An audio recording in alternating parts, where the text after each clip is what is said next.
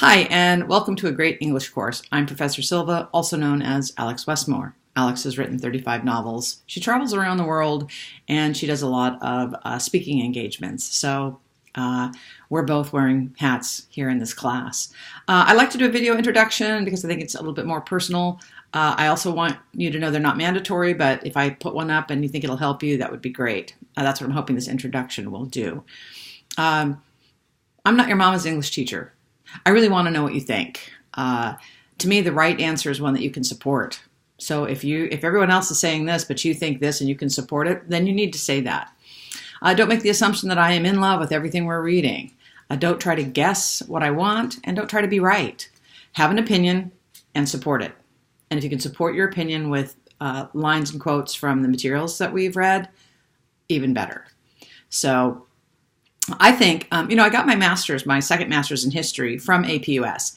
And here's the advice that I would give any other student from student to student. Check in every day.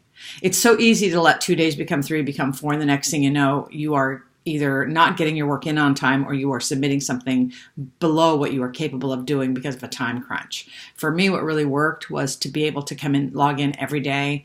My greatest piece of advice is to read everything I write. Everything, from every message, every announcement, and especially every post. Because here's what a lot of students fail to do, is that they only read the posts that I'm responding to them. But there are so many other nuggets of information that you can get out by reading posts that I have to somebody else. If I'm talking about somebody else's thesis, somebody else's works cited, and you go, oh, no, I did that with my works cited, but I didn't really know it. So I want you to be successful in here. And to do that, I think the best thing is to check in daily. Presence is really important, and read everything. Read all the lessons. It becomes very obvious if you email me and you haven't read the announcements or the lessons. Don't do that to yourself, right? Read everything. There are no shortcuts here. Make sure that you read the late policy. That's really, really important. A lot of students are coming out of environments where you could just turn in late work, and that is not true here. We have to have a conversation before the due date about why yours is going to be late and when you're going to get it turned in. And then I will give you a code word. That code word is simply to remind me, because I'm old, that we've had a conversation. So let's say you are, your son broke his arm, and you don't think that you can, you're a little bit rattled and you can't get it all together. I will give you the code word broken arm. The code word is always specific to our conversation, so that when you submit it, you just say code word, and I go, oh, that's right, your kid hurt himself. And then I go right and I grade, and it's no big deal. If you turn something in and we have not had a conversation about it, it will receive a 0. This is not a correspondence course. This is not a correspondence school. We do expect you to fulfill your end of the bargain and to follow the policies and procedures. And it's only fair. And here's the reason. When I first started the school, we had about 95% military students.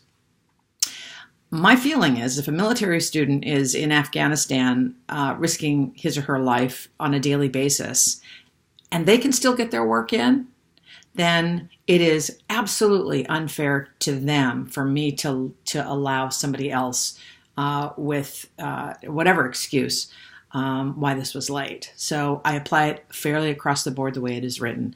We need to have a conversation prior to the due date. So I hope that's clear. Again, for me, it's just an issue of fairness, and it's a school policy. So there we have it.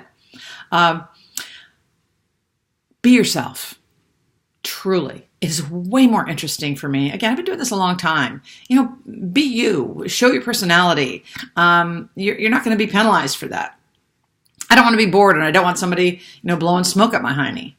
I've had too much smoke up my hiney. So we should have fun in here, interact with each other. Again, presence in the classroom is the number 1 key to doing well. Number 2 key, read everything I write. And have fun.